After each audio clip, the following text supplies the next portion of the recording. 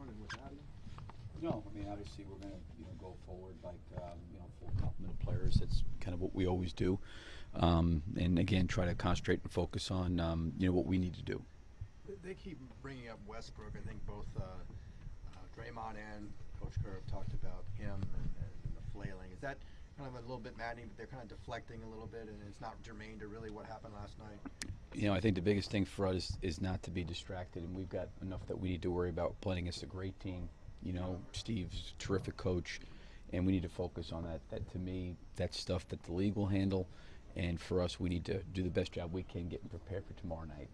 Billy, you went to that small lineup pretty quickly before they actually went small, and you ended up playing that lineup more minutes than any other last night. Was that really the plan going in, or was that something that you felt like you saw in the game and you felt like the adjustment was necessary? Well, I mean, again, I've said this before. I think you're going to always make adjustments and do things during the course of any game, and certainly coming out of game 2, you're going to look at some different things that you could potentially do.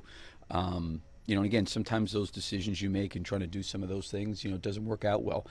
A lot of times, I think because of all the analytics, people can look at lineups and matchups. It's very similar to the Ennis and Stevens situation, San Antonio. Sometimes because the numbers don't bear out, you got to really watch the film to figure out why it didn't work out. And, I wanted to have that at least as an opportunity to do that substitution-wise. And, we did it, and that group played well, so we stuck with it for a while because they were doing a good job out there. If it didn't work well, we would have had to make another adjustment and come with a different lineup. When it didn't work earlier in the season, early in the series. What did you see that said, hey, this lineup will work, we just need to make this adjustment? Well, I think what happens is when you start looking at the plus negatives of different lineups, sometimes you've got to realize, like, why is that?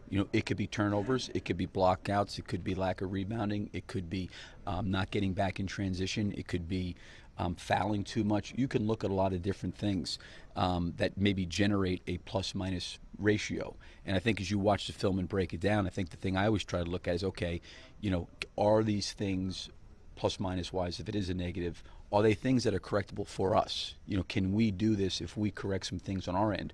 Or is it one of those situations where you say, there's just too many difficult matchups here. We have a hard time defensively and offensively, and it may not be good.